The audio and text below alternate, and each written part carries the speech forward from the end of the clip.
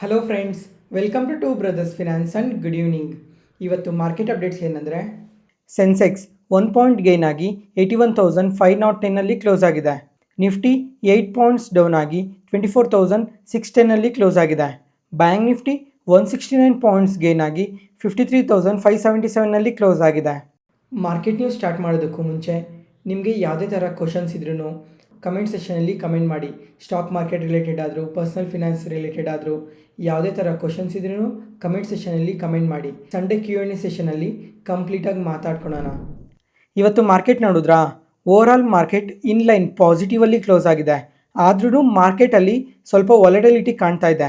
ನಿನ್ನೆ ಇವತ್ತು Nifty chart pattern ನೋಡಿಕೊಂಡ್ರೆ ಮಾರ್ಕೆಟ್ ಓಪನಿಂಗಲ್ಲಿ ಪಾಸಿಟಿವ್ಗೆ ಓಪನ್ ಆಗುತ್ತೆ. ಅಲ್ಲಿಂದ ಒನ್ ಡೈರೆಕ್ಷನಲ್ಲಾಗಿ ಪಾಸಿಟಿವಾಗಿ ಮೂವ್ ಆಗುತ್ತೆ. ಆದರೆ 12 ಗಂಟೆ ಆ ಟೈಮಲ್ಲಿ ಒಂದು ಸೆಲ್ ಆಫ್ ನೋಡ್ಬೋದು.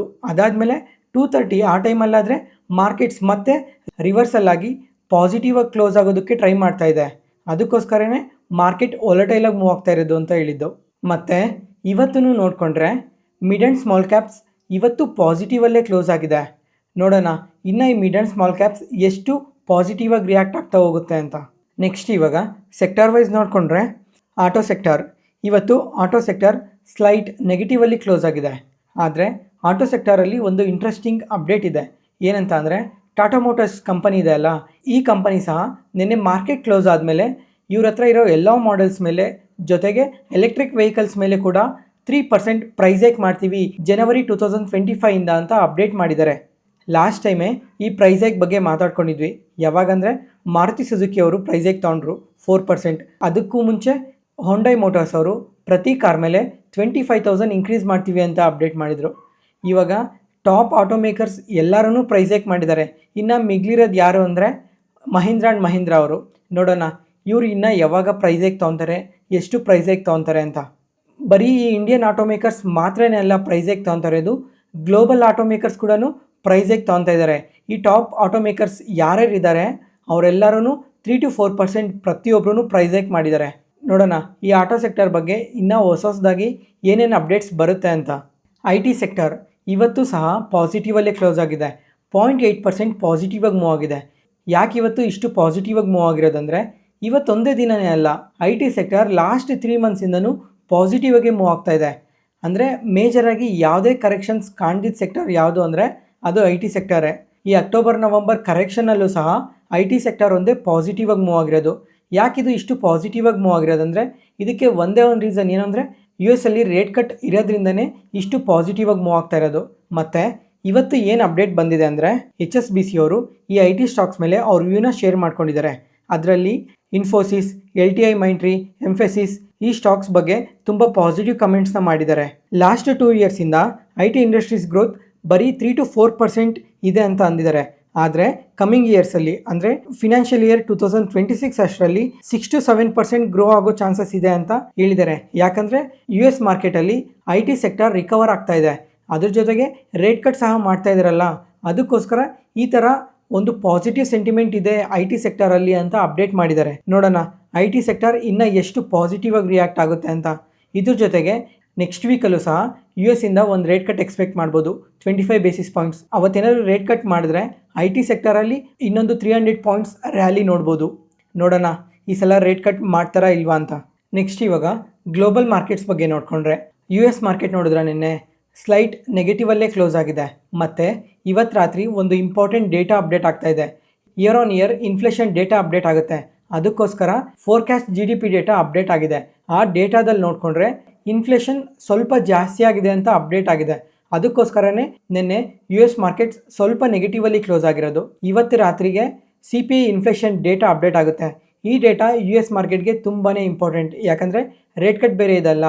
ಅದರಿಂದ ಇವಾಗ ಇನ್ಫ್ಲೇಷನ್ ಏನಾದರೂ ಸ್ವಲ್ಪ ಜಾಸ್ತಿ ಆದರೆ US ಮಾರ್ಕೆಟ್ಸ್ ನೆಗೆಟಿವ್ ಆಗಿ ರಿಯಾಕ್ಟ್ ಆಗುತ್ತೆ. ಅದರ ಇಂಪ್ಯಾಕ್ಟ್ ನಮ್ಮ ಇಂಡಿಯನ್ ಮಾರ್ಕೆಟ್ ಮೇಲೂ ಇರುತ್ತೆ. ಅದ್ರ ಜೊತೆಗೆ IT ಸೆಕ್ಟರ್ ಮೇಲೂ ಕೂಡ ಇಂಪ್ಯಾಕ್ಟ್ ಇರುತ್ತೆ. ಅದಕ್ಕೋಸ್ಕರ ಈ ಡೇಟಾನ ಒಂದ್ಸಲ ಟ್ರ್ಯಾಕ್ ಮಾಡ್ತಾ ಇರಿ. ಈ ಡೇಟಾ ತುಂಬಾ ಇಂಪಾರ್ಟೆಂಟ್. ನೆಕ್ಸ್ಟ್ ಇವಾಗ FIS/DIS ಡೇಟಾ ನೋಡಿಕೊಂಡ್ರೆ ಕ್ಯಾಶ್ ಮಾರ್ಕೆಟಲ್ಲಿ ಇವತ್ತು FIS ಆದರೆ ಬೈ ಸೈಡಲ್ಲೇ ಇದ್ದಾರೆ. 1286 ಕೋಟಿ ಬೈ ಮಾಡಿದ್ದಾರೆ. ಇವತ್ತು DIS ಕೂಡ ಬೈ ಸೈಡಲ್ಲೇ ಇದ್ದಾರೆ. ಇವರಾದರೆ 606 ಕೋಟಿ ಬೈ ಮಾಡಿದ್ದಾರೆ. FIIs ಇದೇ ಥರನೇ ನಮ್ಮ ಇಂಡಿಯನ್ ಮಾರ್ಕೆಟ್ ಒಳಗಡೆ ಬರ್ತಾ ಇದ್ರೆ ನಮ್ಮ ಇಂಡಿಯನ್ ಮಾರ್ಕೆಟ್ಸ್ ಇನ್ನೂ ಪಾಸಿಟಿವ್ ಆಗಿ ರಿಯಾಕ್ಟ್ ಆಗೋ ಚಾನ್ಸಸ್ ತುಂಬಾ ಜಾಸ್ತಿ ಇದೆ. ಎಸ್ಪೆಷಲಿ FIIs ಏನಾದರೂ ನಮ್ಮ ಮಾರ್ಕೆಟ್ ಒಳಗಡೆ ಮತ್ತೆ ಇನ್ವೆಸ್ಟ್ ಮಾಡೋಂಗಿದ್ರೆ ಯಾವ ಸೆಕ್ಟರ್ ಒಳಗಡೆ ಹೈಯೆಸ್ಟ್ ಇನ್ಫ್ಲೋಸ್ ಬರುತ್ತೆ ಅಂದರೆ ಅದು ಬ್ಯಾಂಕಿಂಗ್ ಸೆಕ್ಟರ್ ಆಗಿರುತ್ತೆ. ಯಾಕಂದರೆ ಪಾಸ್ಟ್ ಡೇಟಾ ನೋಡಿಕೊಂಡ್ರೆ FIIs ಹೈಯೆಸ್ಟು ಹೋಲ್ಡ್ ಮಾಡೋದೇ ಬ್ಯಾಂಕಿಂಗ್ ಸೆಕ್ಟರ್. ಅದಕ್ಕೋಸ್ಕರ FIIs ಮತ್ತೆ ಮಾರ್ಕೆಟ್ ಒಳಗಡೆ ಬಂದರೆ ಬ್ಯಾಂಕಿಂಗ್ ಸೆಕ್ಟರಲ್ಲಿ ಒಳ್ಳೆ ರ್ಯಾಲಿ ನೋಡ್ಬೋದು. ನೋಡೋಣ FIIs ಇದೇ ಥರ ಪ್ರತಿದಿನ ಬೈ ಸೈಡಿಗೆ ಬರ್ತಾರಾ ಇಲ್ವಾ ಅಂತ. ರೀಸೆಂಟಾಗಿ ವಾಟ್ಸಪ್ ಚಾನಲ್ ಶುರು ಮಾಡಿದ್ದೆ. ಈ ಚಾನಲಲ್ಲಿ 24 ಅವರ್ಸ್ ಮಾರ್ಕೆಟ್ ರಿಲೇಟೆಡ್ ಇನ್ಫಾರ್ಮೇಷನ್ನ ಶೇರ್ ಮಾಡ್ತಾ ಇರ್ತೀನಿ. ಎಸ್ಪೆಷಲಿ ಮಾರ್ಕೆಟ್ ಕ್ಲೋಸ್ ಆದಮೇಲೆ ಬರೋ ಪ್ರತಿ ಇನ್ಫಾರ್ಮೇಷನ್ನು ಶೇರ್ ಮಾಡ್ತಾ ಇರ್ತೀನಿ. ಡಿಸ್ಕ್ರಿಪ್ಷನಲ್ಲಿ ಲಿಂಕ್ ಕೊಟ್ಟಿರ್ತೀನಿ, ಒಂದ್ಸಲ ಚೆಕ್ ಮಾಡಿ. Next market key updates. Bharat Forge ಇದು ಕಲ್ಯಾಣಿ ಗ್ರೂಪ್ಗೆ ಸೇರಿರೋ ಕಂಪನಿ. ಇವರು defence, automotive, railways, construction and mining, aerospace, marine, oil and gas ಸೆಗ್ಮೆಂಟಲ್ಲಿ ವರ್ಕ್ ಮಾಡ್ತಾರೆ. ಇವಾಗ ಭಾರತ್ ಫೋರ್ಜ್ ಅವರು ರೀಸೆಂಟಾಗಿ 1650 crore QIP ಮುಖಾಂತರ ರೈಸ್ ಮಾಡಿದರು. ಆ QIPಯಲ್ಲಿ ತುಂಬ ಪ್ರಾಮಿನೆಂಟ್ ಫಂಡ್ ಹೌಸಸ್ ಎಲ್ಲ ಪಾರ್ಟಿಸಿಪೇಟ್ ಮಾಡಿದ್ವು ಅಂತ ಅಪ್ಡೇಟ್ ಆಗಿದೆ. ಆ ಫಂಡ್ ಹೌಸಸ್ ಯಾವುದು ಅಂದರೆ ICICI ಪ್ರುಡೆನ್ಷಿಯಲ್ ಮ್ಯೂಚುವಲ್ ಫಂಡ್ಸ್ ಅವರು, HDFC ಮ್ಯೂಚುವಲ್ ಫಂಡ್ಸ್ ಅವರು, ಆದಿತ್ಯ ಬಿರ್ಲಾ, ನಿಪಾನ್ ಸನ್ ಲೈಫ್, SBI ಮ್ಯೂಚುವಲ್ ಫಂಡ್ಸ್, ಈ ಥರ ತುಂಬಾ ದೊಡ್ಡ ಮ್ಯೂಚುವಲ್ ಫಂಡ್ಸ್ ಎಲ್ಲ ಈ QIPಯಲ್ಲಿ ಪಾರ್ಟಿಸಿಪೇಟ್ ಮಾಡಿದ್ರು ಅಂತ ಅಪ್ಡೇಟ್ ಆಗಿದೆ. ನೋಡೋಣ ಕಮಿಂಗ್ ಟೈಮಲ್ಲಿ ಯಾವ ಥರ ಗ್ರೋತ್ ಇರುತ್ತೆ ಈ ಕಂಪನಿಯಲ್ಲಿ ಅಂತ.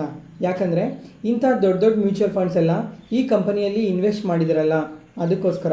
ಮತ್ತು ಈ QIPಯಿಂದ ಬಂದಿರೋ ದುಡ್ಡನ್ನು ಮೆಜಾರಿಟಿ ಪೋರ್ಷನ್ನ ಕೆಪಾಸಿಟಿ ಎಕ್ಸ್ಪ್ಯಾನ್ಷನ್ ಮಾಡೋಕ್ಕೆ ಯೂಸ್ ಮಾಡ್ತೀವಿ ಅಂತ ಅಪ್ಡೇಟ್ ಮಾಡಿದ್ದಾರೆ. ಮತ್ತು ಸ್ವಲ್ಪ ಕಂಪನೀಸ್ ಜೊತೆ ಅಕ್ವಿಸಿಷನ್ ಬಗ್ಗೆನೂ ಮಾತುಕತೆಯಲ್ಲಿದ್ದೀವಿ. ಕಮಿಂಗ್ ಟೈಮಲ್ಲಿ ಈ ಅಕ್ವಿಸಿಷನ್ ಕಂಪ್ಲೀಟ್ ಆದಮೇಲೆ ಅಪ್ಡೇಟ್ ಮಾಡ್ತೀವಿ ಅಂತ ಹೇಳಿದ್ದಾರೆ. ಇದ್ರ ಜೊತೆಗೆ ಇಂಡಿಯನ್ ಮಾರ್ಕೆಟಲ್ಲಿ ತುಂಬ ಆಪರ್ಚುನಿಟಿ ಇದೆ ಅಂತ ಇವರು ಫ್ಯೂಚರ್ ಪ್ಲ್ಯಾನ್ ಬಗ್ಗೆ, ಇಂಡಿಯನ್ ಮಾರ್ಕೆಟ್ ಬಗ್ಗೆ ತುಂಬ ಪಾಸಿಟಿವ್ ಆಗಿ ಮಾತಾಡಿದ್ದಾರೆ. ನೋಡಿ, ಈ ಸ್ಟಾಕ್ ತುಂಬ ಇಂಟ್ರೆಸ್ಟಿಂಗ್ ಅನ್ನಿಸ್ತಾ ಇದೆ. ಒಂದು ಸಲ ಸ್ಟಡಿ ಮಾಡಿ.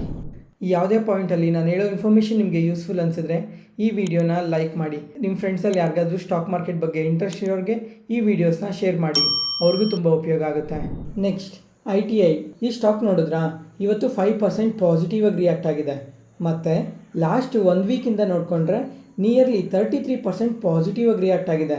ಲಾಸ್ಟ್ 1 ವೀಕಿಂದ ಮುಂಚೆ ನೀವು ಯಾರಾದರೂ ಈ ಕಂಪನಿಯಲ್ಲಿ ಇನ್ವೆಸ್ಟ್ ಮಾಡಿದರೆ ಒಂದು ಸಲ ಕಮೆಂಟ್ ಸೆಷನಲ್ಲಿ ಕಮೆಂಟ್ ಮಾಡಿ. ಮತ್ತು ಇನ್ನು ನೀವು ಯಾರಾದರೂ ಈ ಸ್ಟಾಕಲ್ಲಿ ಇನ್ವೆಸ್ಟ್ ಮಾಡಬೇಕು ಅಂತ ಇದ್ದರೆ ಈ ಡೇಟಾ ಪಾಯಿಂಟ್ನ ಕ್ಲೀನಾಗಿ ಕೇಳಿಸ್ಕೊಳ್ಳಿ. ಇದೊಂದು ಲೋ ಫ್ಲೋಟ್ ಸ್ಟಾಕ್. ಈ ಸ್ಟಾಕ್ನ ಈಸಿಯಾಗಿ ಮ್ಯಾನುಪ್ಯುಲೇಟ್ ಮಾಡ್ಬೋದು.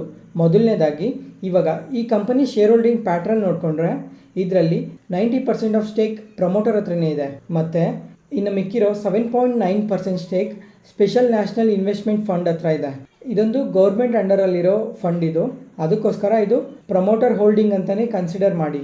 ಸೊ ಅಲ್ಲಿಗೆ ಪ್ರಮೋಟರ್ ಹೋಲ್ಡಿಂಗ್ ಇವಾಗ ಟೋಟಲ್ ಎಷ್ಟಾಯ್ತು ಹೇಳಿ, 98% ಆಗುತ್ತೆ. ಮತ್ತು ಇನ್ನು ಮಿಕ್ಕಿರೋ 2% ಮಾತ್ರನೇ ಮಾರ್ಕೆಟಲ್ಲಿ ಫ್ರೀ ಫ್ಲೋಟ್ ಇರೋದು. ಅದಕ್ಕೋಸ್ಕರ ಈ ಸ್ಟಾಕ್ನ ಈಸಿಯಾಗಿ ಮ್ಯಾನಿಪ್ಯುಲೇಟ್ ಮಾಡ್ಬೋದು ಅಂದಿದ್ದು. ಅಂದರೆ ಇವಾಗ ಸ್ವಲ್ಪ ಜನ ಇನ್ವೆಸ್ಟರ್ಸ್ ಇರ್ತಾರೆ ಅಥವಾ ಯಾರಾದರೂ ಈ ಬಿಗ್ ಪ್ಲೇಯರ್ಸ್ ಇರ್ತಾರಲ್ಲ, ಇವರೆಲ್ಲ ಏನು ಮಾಡ್ತಾರೆ ಅಂದರೆ ಇವರೆಲ್ಲ ಈ ಸ್ಟಾಕ್ನ ನೋಡಿಕೊಂಡು ಮಾರ್ನಿಂಗಲ್ಲಿ ಹೆವಿ ವಾಲ್ಯೂಮಲ್ಲಿ ಬೈ ಮಾಡ್ತಾರೆ. ಅವಾಗ ಬೈ ಮಾಡ್ತಿದ್ದಂಗೆ ಶೇರ್ ಪ್ರೈಸ್ ಪಾಸಿಟಿವ್ ಆಗಿ ರಿಯಾಕ್ಟ್ ಆಗುತ್ತೆ.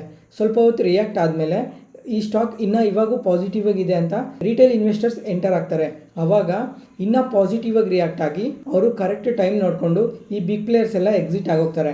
ಆವಾಗ ಶೇರ್ ಪ್ರೈಸ್ ಕರೆಕ್ಟ್ ಆಗ್ತಾ ಬರ್ತದೆ. ಈ ಥರ ಕರೆಕ್ಟ್ ಆದಾಗ ರಿಟೇಲ್ ಇನ್ವೆಸ್ಟರ್ಸ್ ಯಾವಾಗ ಎಕ್ಸಿಟ್ ಆಗಬೇಕು ಅಂತ ಗೊತ್ತಾಗದೆ ನೆಗೆಟಿವಲ್ಲಿ ಎಂಡ್ ಆಗ್ತಾ ಇದ್ದಾರೆ.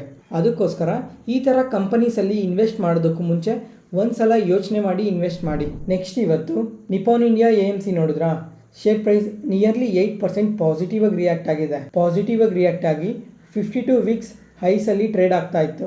ಈ ಥರ ಇಷ್ಟು ಪಾಸಿಟಿವ್ ಆಗಿ ರಿಯಾಕ್ಟ್ ಆಗೋದಕ್ಕೆ ರೀಸನ್ ಏನು ಅಂತಂದರೆ ಇವತ್ತು ಮೋತಿಲಾಲ್ ಓಸ್ವಾಲ್ ಅವರು ನಿಪಾನ್ ಇಂಡಿಯಾ AMC ಸ್ಟಾಕ್ಗೆ ತುಂಬ ಪಾಸಿಟಿವ್ ಗೈಡೆನ್ಸ್ನ ಕೊಟ್ಟಿದ್ದಾರೆ. ಈ ಸ್ಟಾಕ್ ನಿಯರ್ಲಿ 25% ಅಪ್ಸೈಡ್ ಪೊಟೆನ್ಷಿಯಲ್ ಇದೆ ಅಂತ ಹೇಳಿದ್ದಾರೆ. ಈ ಥರ ಮೋತಿಲಾಲ್ ಓಸ್ವಾಲ್ ಅವ್ರು ಮಾತ್ರನೇ ಅಲ್ಲ ಇನ್ಕ್ರೀಸ್ ಮಾಡಿರೋದು, ಜೆಫ್ರೀಸ್ ಅವ್ರು ಸಹ ಇದೇ ಥರ ಗೈಡೆನ್ಸ್ನ ಕೊಟ್ಟಿದ್ದಾರೆ. ಈ ಥರ ಇವರು ಇಷ್ಟು ಪಾಸಿಟಿವ್ ಔಟ್ಲುಕ್ ಕೊಟ್ಟಿರೋದಕ್ಕೇ ಈ ಸ್ಟಾಕ್ ಇವತ್ತು 8% ಪಾಸಿಟಿವ್ ಆಗಿ ರಿಯಾಕ್ಟ್ ಆಗಿರೋದು. ಇವತ್ತಿಗೆ ಅಪ್ಡೇಟ್ ಮುಗೀತು. ಈ ವಿಡಿಯೋ ಇಷ್ಟ ಆದರೆ ಲೈಕ್ ಮಾಡಿ, ಶೇರ್ ಮಾಡಿ, ಸಬ್ಸ್ಕ್ರೈಬ್ ಆಗಿ. ಮತ್ತೆ ನಾಳೆ ಹೊಸ ಸ್ಟಾಕ್ ಮಾರ್ಕೆಟ್ ನ್ಯೂಸ್ ಅನಾಲಿಸಿಸ್ ವಿಡಿಯೋಲಿ ಸಿಗೋಣ. ನಾನು ಹೇಳಿದ ಇನ್ಫಾರ್ಮೇಷನಲ್ಲಿ ಯಾವುದೇ ಥರ ಡೌಟ್ ಇದ್ದರೂ ಕಮೆಂಟ್ ಸೆಷನಲ್ಲಿ ಕಮೆಂಟ್ ಮಾಡಿ. ಪ್ರತಿಯೊಂದು ಕಮೆಂಟ್ಗೂ ರಿಪ್ಲೈ ಕೊಡ್ತೀನಿ. Thank you.